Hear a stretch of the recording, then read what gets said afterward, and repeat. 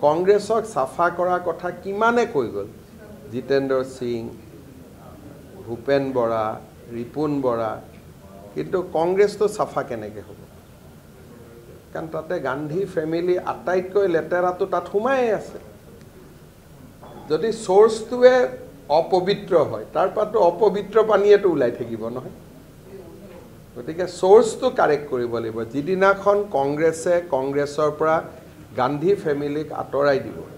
সিদিনাখন কংগ্ৰেছত অলপমান পবিত্ৰতা হয়তো আহিব পাৰে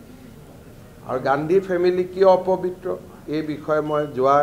এক মাহত বহুত কেইটা টুইট কৰিছোঁ কেনেকৈ আমাক চিকেন নেকত থৈ গ'ল কেনেকৈ অসমখনক বিদেশীৰ গৰাহত থৈ গ'ল গোটেই কথাবিলাক কাশ্মীৰৰ ঘটনাৰ পৰা আৰম্ভ কৰি কিমান অপবিত্ৰ তাক আমি যোৱা কেইদিনত বহুত আলোচনা হৈ আছে